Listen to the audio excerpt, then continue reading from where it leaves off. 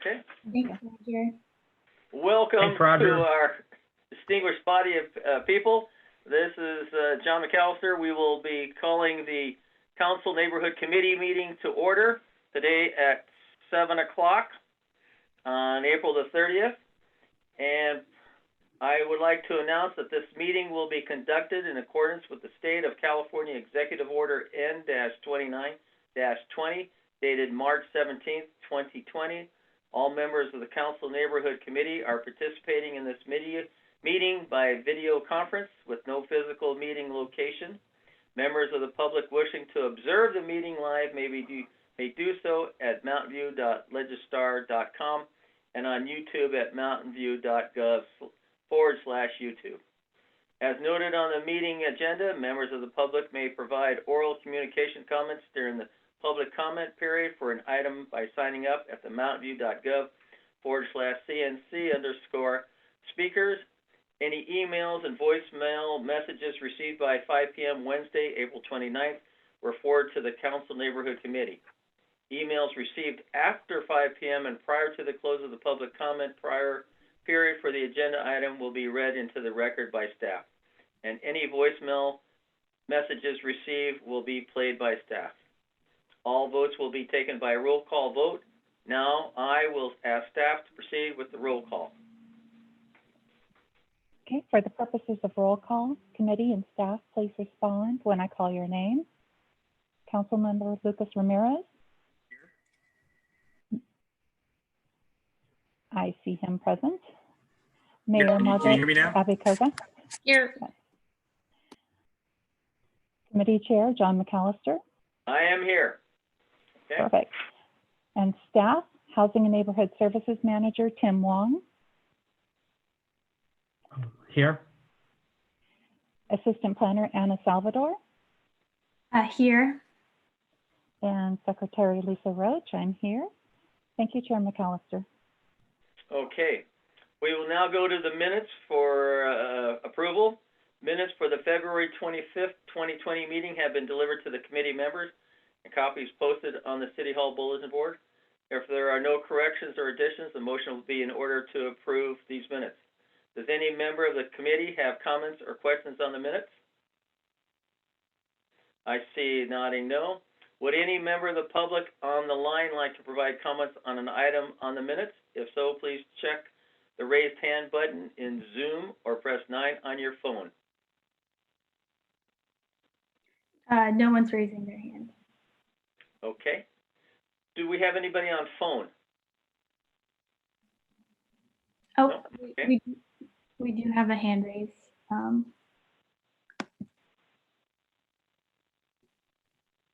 Okay. You are okay. Pamela, do you have a comment about the minutes?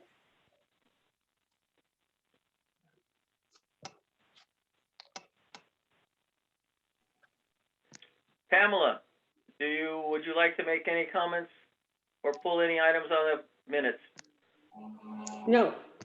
No. Okay.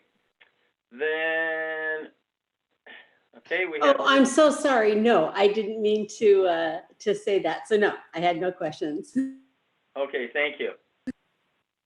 Staff, did you receive any public comments on this item by voicemail? We did not. Have you received public comments on this item by email since April 29th at 5 p.m.? We did not. Staff, are there any additional members of the public on the line who have indicated they wanted to speak on this item?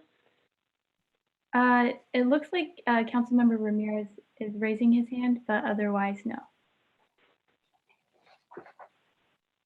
I was just going to move to approve the minutes. Okay. Do I have a second? I second. Okay. Okay. All those in favor? Do we need a roll call vote for Lisa? Would you take a roll call vote, please? You're muted, Lisa. I There was we go. trying to get my cursor over. Yes, I'll take roll call vote. Thank you. Lucas Ramirez, Yes. Mayor Abicoga, Aye. and Chair McAllister. Yes. Okay, unanimous. No negative and no abstentions, so we will move on to oral communication.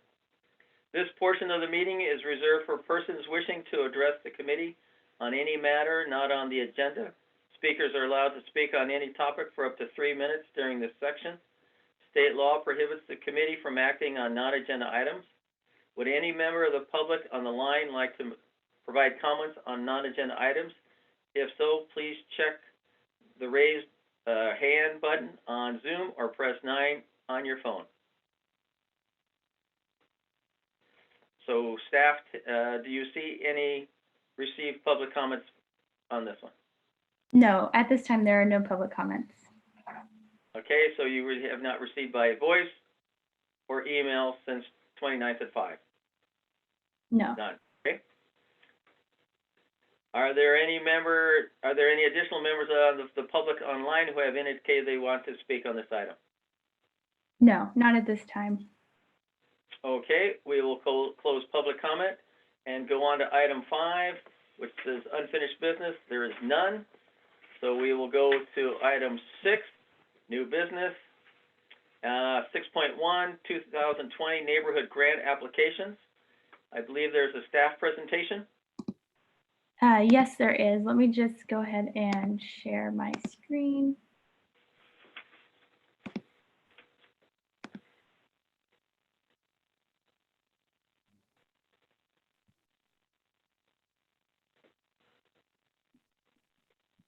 Oh, this is.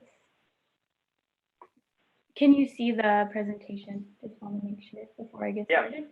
Okay, great. Yeah, you're good, Anna. Okay. Good evening, everyone. Once again, my name is Anna Salvador. I'm an assistant planner with the Housing and Neighborhood Services Division. On behalf of staff, I just want to express our excitement of another grant season coming to us in the next fiscal year. And we look forward to seeing what comes forward.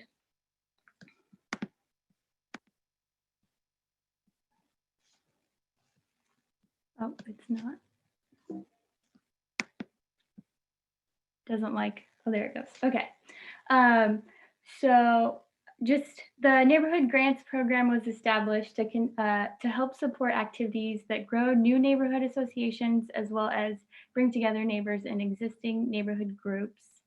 The program has funds associated with it to help assist in the formation of these new neighborhood associations. The general goals of the program are to increase a public benefit to the broad range of households in the neighborhood, continue to get involvement from a variety of neighbors, and include diversity. And another piece of evaluation that should go into consideration tonight is the program design in order to engage the widest swath of the neighborhood as possible.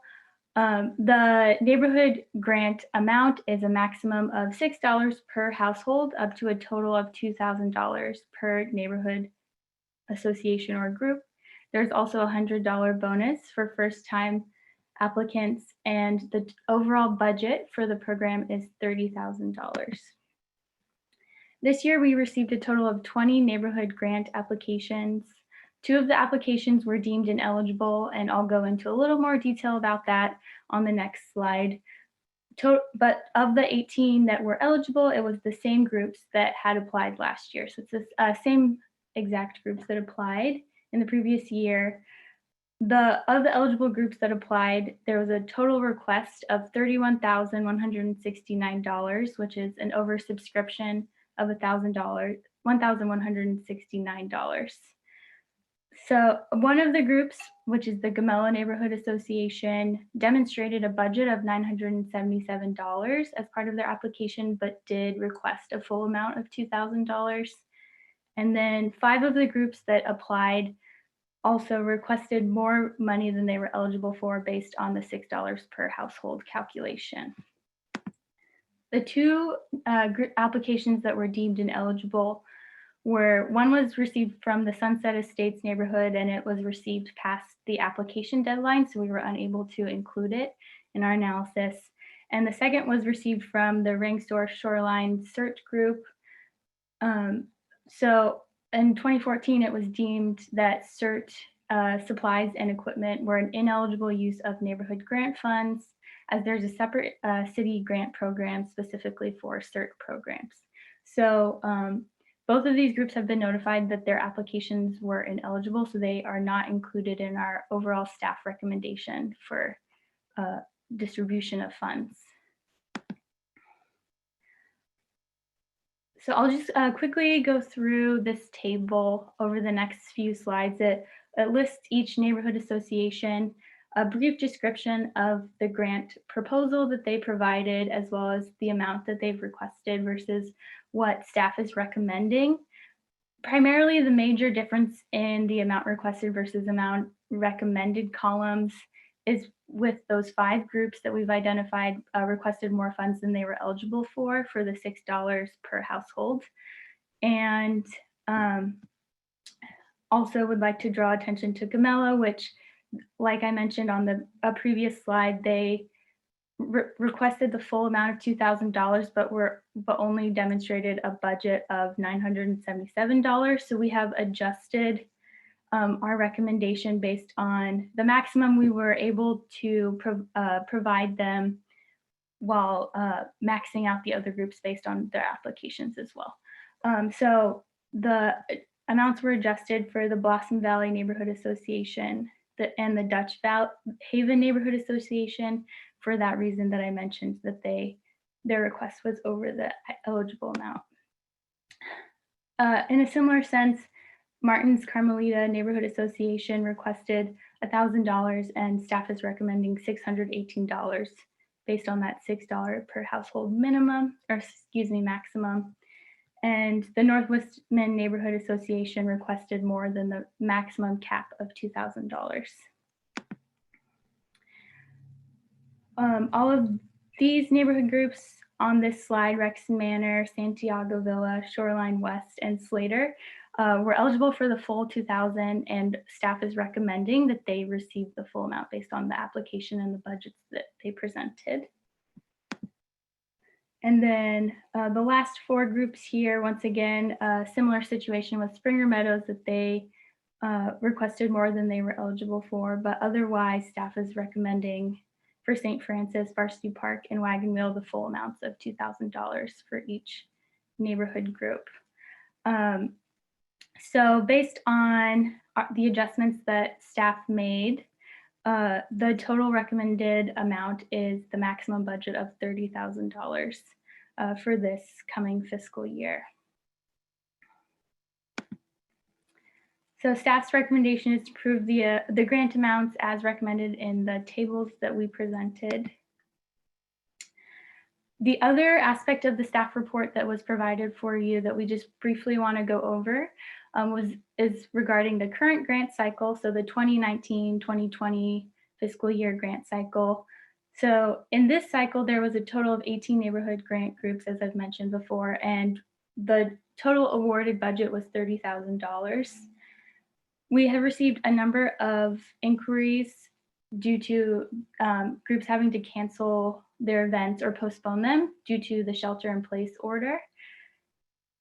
Some groups have been able to transition to different types of programming because of this. So some groups have produced more newsletters or other printed handouts to continue to engage neighbors. One group is doing a couple virtual block parties over Zoom. And some have also added additional free libraries as another kind of way to continue to spend down their funds, even though they weren't able to hold their planned events.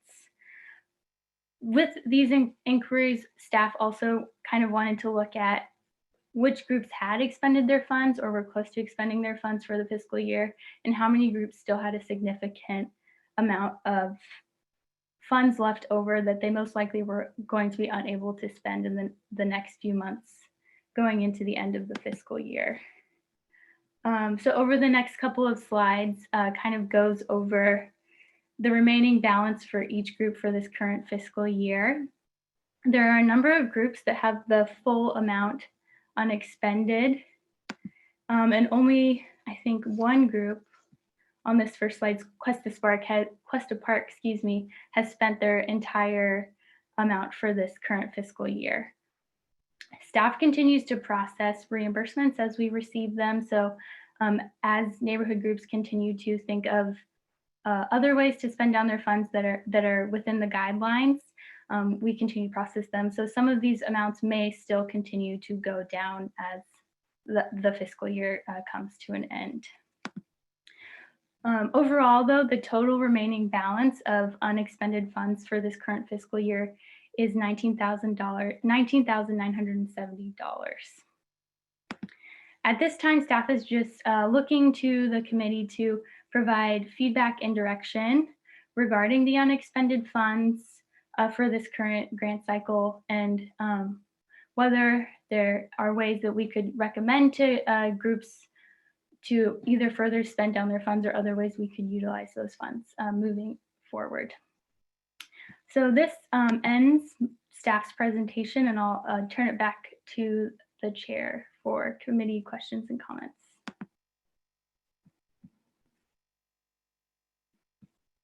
And Lucas, you can take yourselves off mute, because there's only the three of us, and I don't think we're going to have issues with background noise, unless Margaret's dogs get crazy. So if you want to, so you can take it off mute if you want. At this time, we will ask committee to, Lucas, Margaret, do you have any questions? Just speak right up. Go ahead. Okay. All right. Thank you, Chair. So just a quick question about the unexpended funds. So I'm not sure I fully understand what type of input would be most helpful to staff. Are you looking at kinds of programming or potential expenditures that that you would approve for reimbursement? So seeking direction on what kinds of activities may be appropriate, and so which would sort of create like a pre-cleared list of activities, or is staff comfortable with allowing some flexibility for neighborhood associations to determine what kinds of activities they want to do, and then just sort of reimburse things as long as they're in general, I guess, compliance with the regulations? What would be your preference? I think based on some of the questions we've received from neighborhood groups, they have come up with a lot of different ideas of how to spend down their dollars, including donating the funds to first responders, purchasing of meals for first responders, or purchasing of groceries and meals for neighbors who aren't able to leave their homes. Those are some of the examples of things that under the current guidelines aren't allowed. Primarily, one of the reasons is purchasing of food at a restaurant or catering is an ineligible use of the funds. So I think that's one of the primary challenges with some of the kind of pivoting ideas that we've seen. So if there's direction on ways that maybe there's some flexibility in the guidelines or types of modified activities that the committee would be supportive of, I think that type of direction would be helpful. Margaret, any questions? Thank you. So I guess I'm trying to think of what else could the funds could be used for, and I can't think of anything other than the meal purchase items. So do you have any suggestions on what we could allow the funds to be used for from staff? I think the meals one was a big one, and we got that from a number of different groups.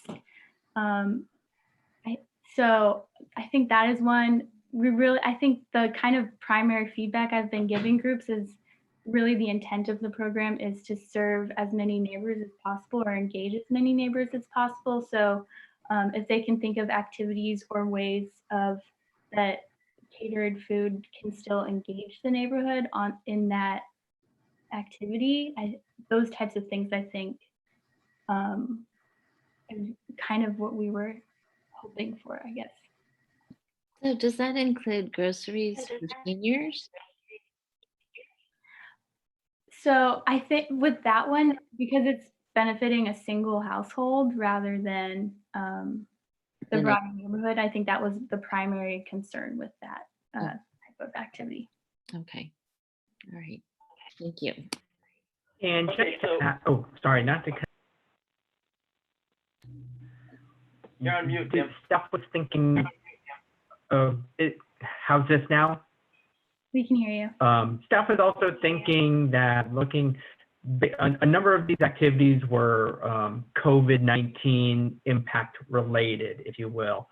So kind of thinking along whatever activities that the CNC would be comfortable with, that it would have to address a COVID-19, or even to be more general, an emergency declaration type response, and in these very special circumstances. Okay. We still have 2 months, May, June, for them to spend the money, right? So you did mention that some of the activities have not occurred yet. So do we have any idea how much of that 10,000, the 19,000 is going to be spent down in the next 2 months? Lisa, do you have anything you can? I don't have an exact number. I would say it's not a majority of the funds. Okay. And also, I noticed on one of your slides, there was a group that wanted to do ice skating. And so that's going out of the neighborhood. So could you go back to one? I didn't think ice skating is what the intent was, to have people build and stay in their neighborhood. So could we go back to, I think it was the third or fourth slide where it showed ice skating? Yeah, let me go ahead and share my screen one more time.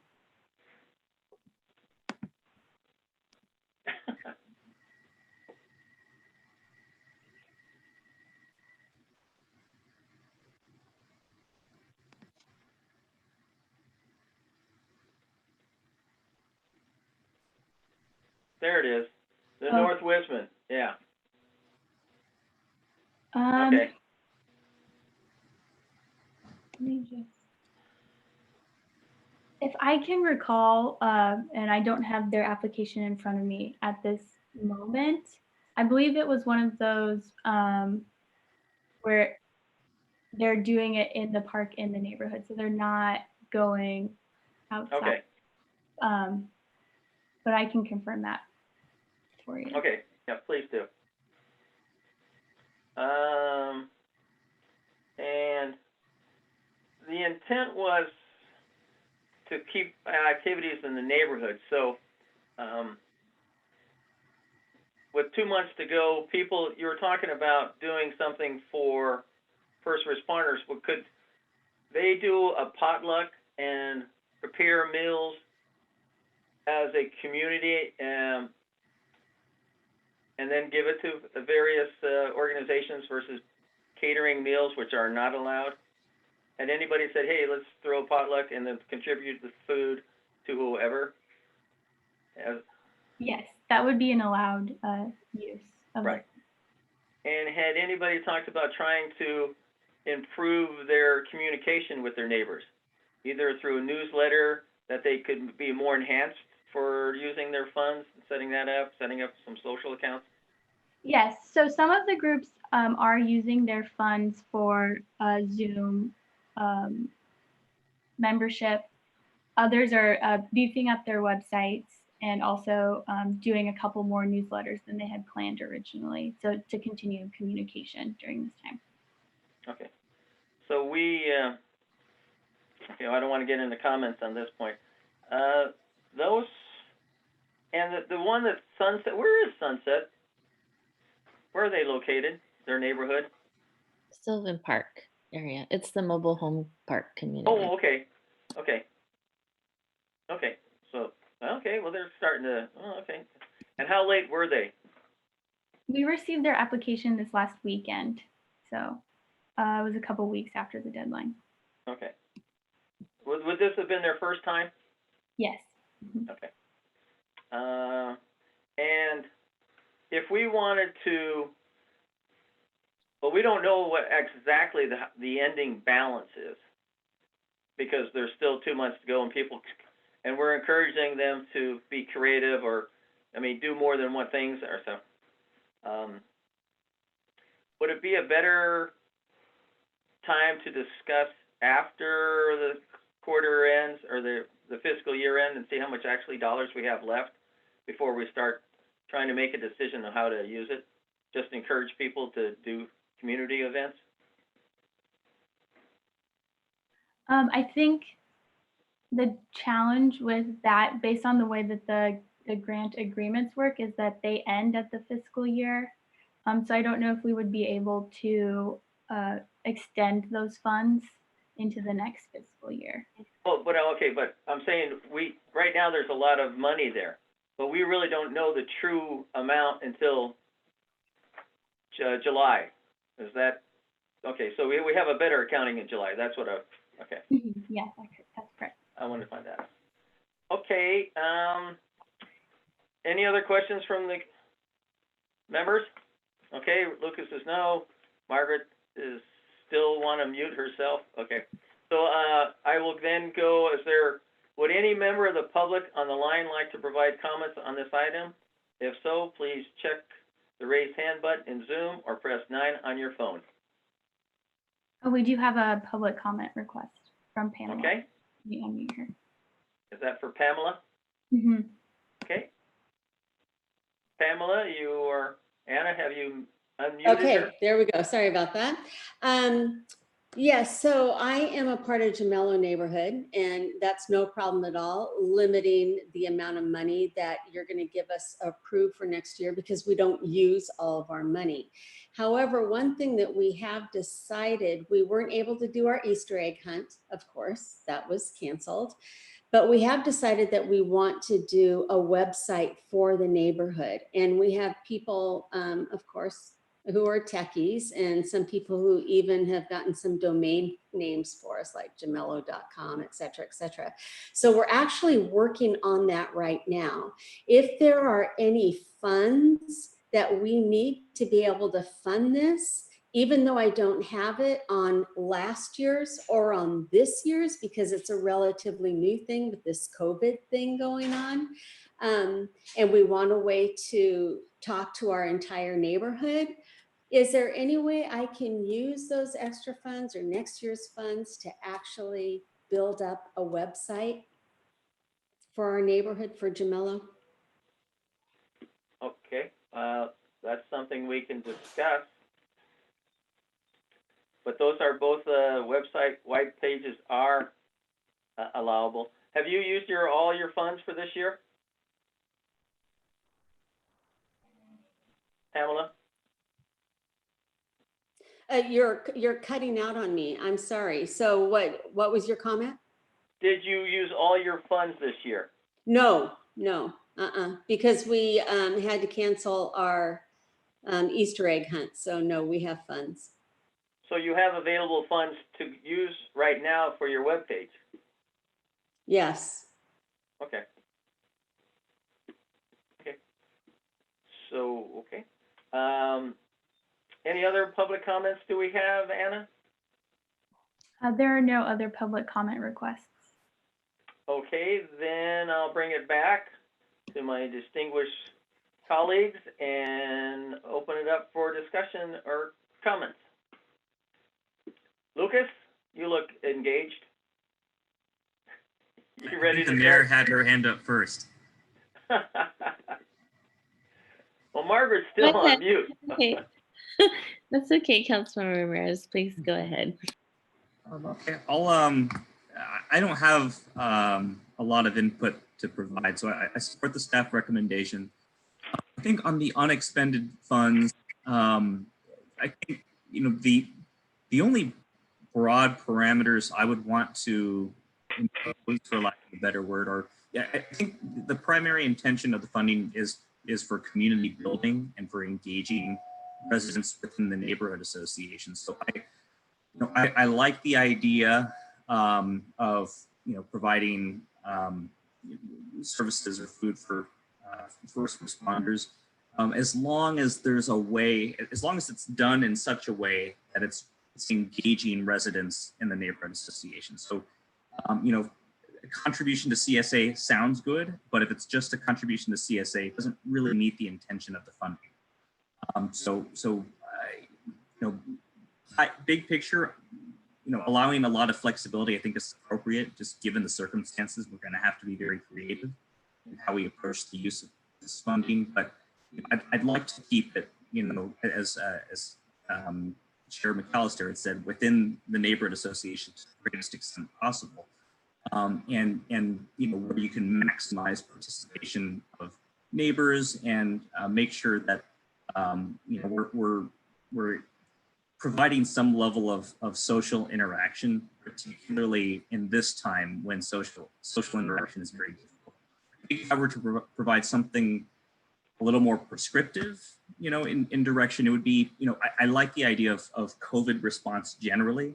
The mayor was part of a panel discussion last night with Leadership Mountain View, and there was a little bit of discussion about how there are folks who have advocates, but there are many people who don't have advocates, and so there's really no one reaching out to, you know, maybe seniors who are really struggling right now because they're not able to visit family. It's very difficult for them to, you know, to get whatever kinds of social interaction or assistance they may need. So if there's some funding for reaching out to those folks, I think that'd be fantastic. And then the only other high priority is, you know, if there's something we can do to encourage participation in the census, you know, other kinds of major goals, I think that would be a worthwhile use of the funds as well. But just, you know, big picture, support flexibility, you know, whatever it is that we can do to make sure, you know, as many residents as we can realistically, you know, engage are able to participate or benefit in some way.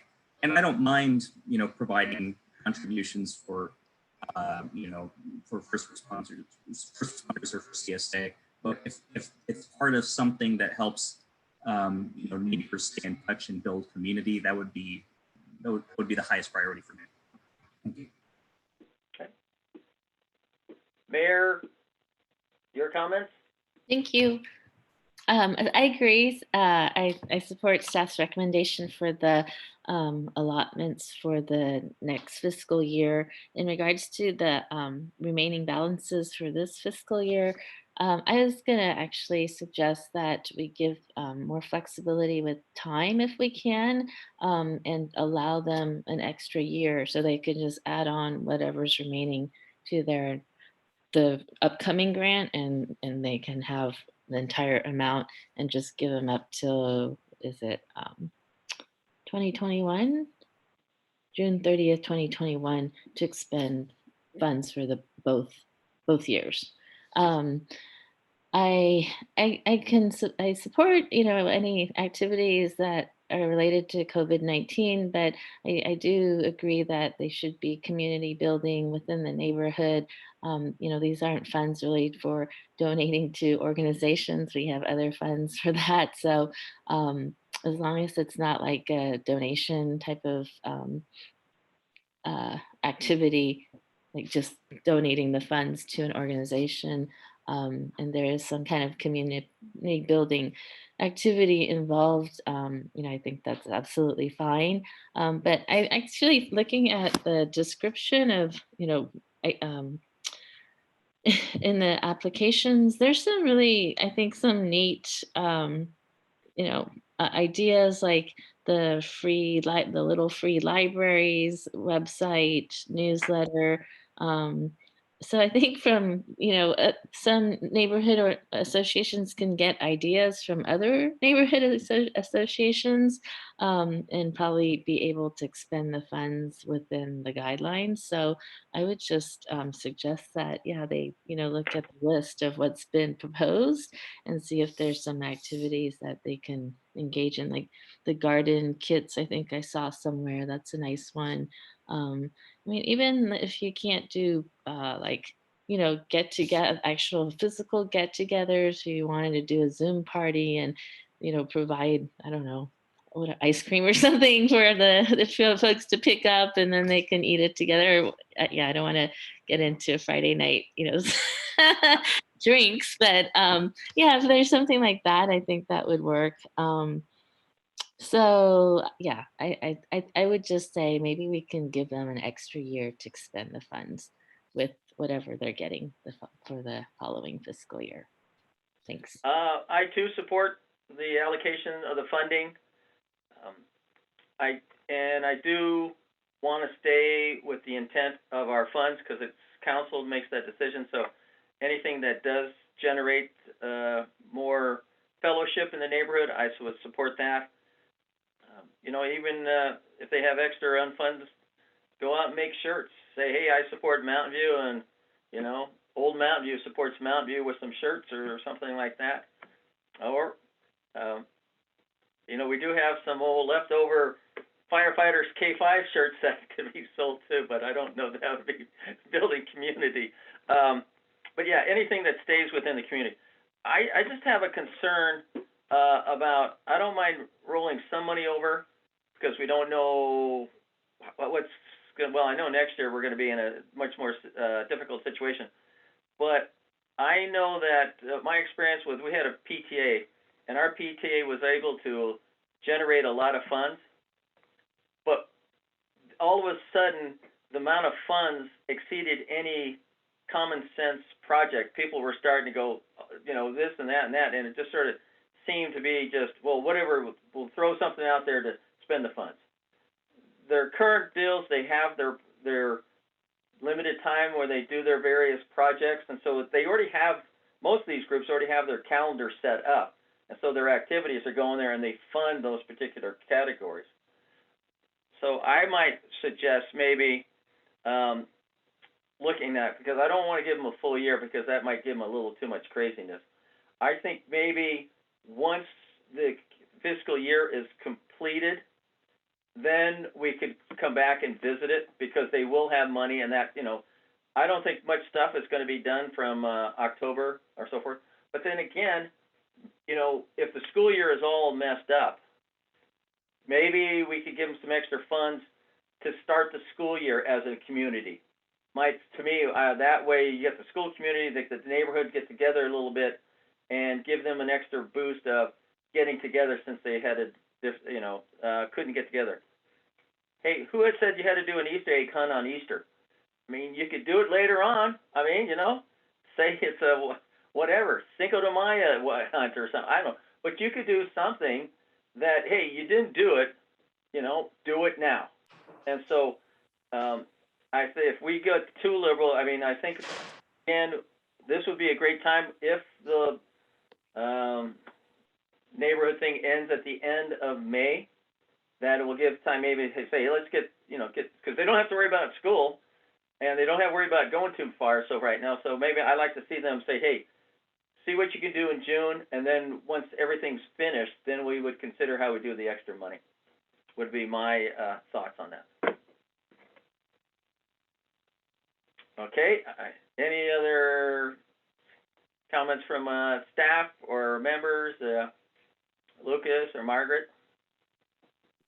So is your suggestion that we encourage them to spend the funding by the end of the fiscal year, but if there's leftover, we'll look at that and figure out how to.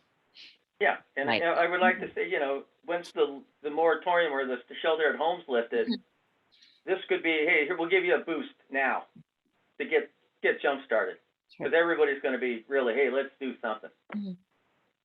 Okay, that sounds good to me. And I actually also wanted to say I do support Lucas's suggestion about census activities too, because we're kind of low. Our response rate is lower now than the county's overall rate, so I'd like to see that go up.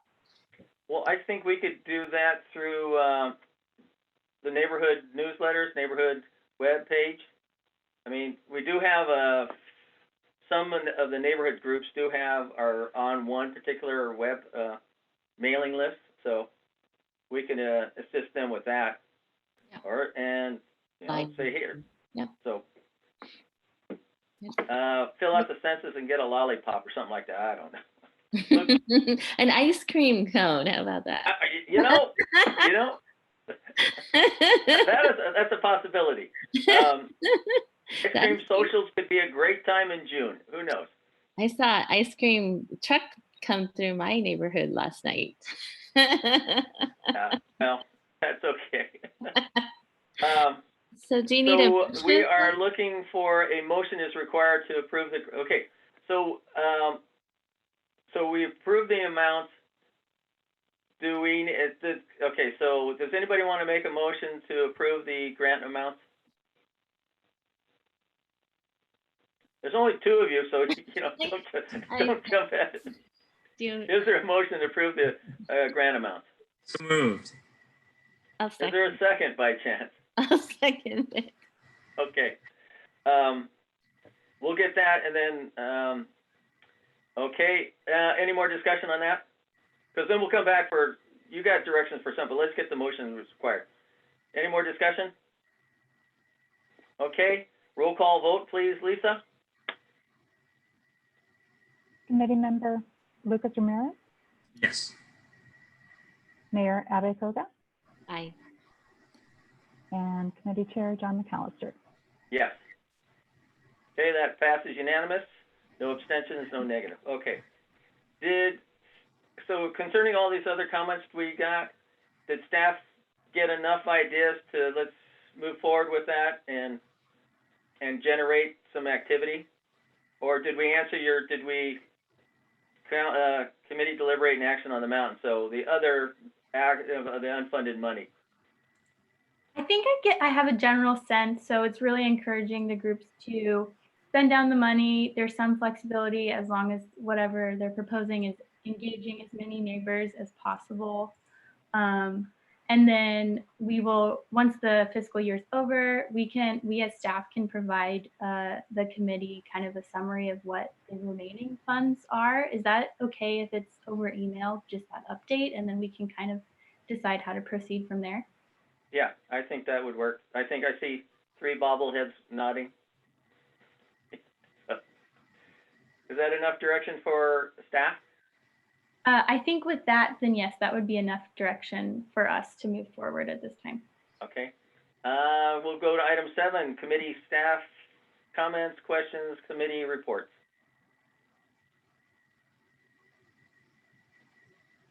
Okay. One yes. one really quick thing, and you know, I don't know how to put it, you know, I guess more elegantly, but I felt kind of badly after one of the earlier meetings where we had some pretty strong public comments and kind of just regret not, you know, defending staff a little bit better, you know, over the minutes issue. That's been in my mind for a little while. I just wanted to use the opportunity to thank you for the work that you're doing now, you know, especially if you're doing EOC work and you know, COVID response. And I think it's just, you know, sometimes challenging when you have, you know, very strong comments from the public. And, you know I was part of the previous committee, you know, when the minutes issue came up, and, you know, wish I had done a better job sort of addressing that, for whatever that's worth. Just wanted to thank you for what you did. Okay. Margaret, any comments? None? Okay. My only thing was, we were talking about a community grant for neighborhoods, but in this fiscal climate right now, maybe we'll just hold on that for a little bit, see how we do. Maybe if we have leftover funds, maybe we can use that into going to a few communities and giving them a grant to beautification of their neighborhoods, maybe paint some of the water controlled irrigation boxes or so forth like that. So we'll wait until we get the end of the fiscal year and see what kind of numbers we have left over, and we'll go from there. Okay, hearing nothing, I will say that I beat the mayor in making a tight committee meeting, and we'll adjourn this meeting at 7:44. Thank you, everyone. Thank you, Sarah. Thanks, everyone. Okay, thank you all. Have a good evening. Again. Bye-bye.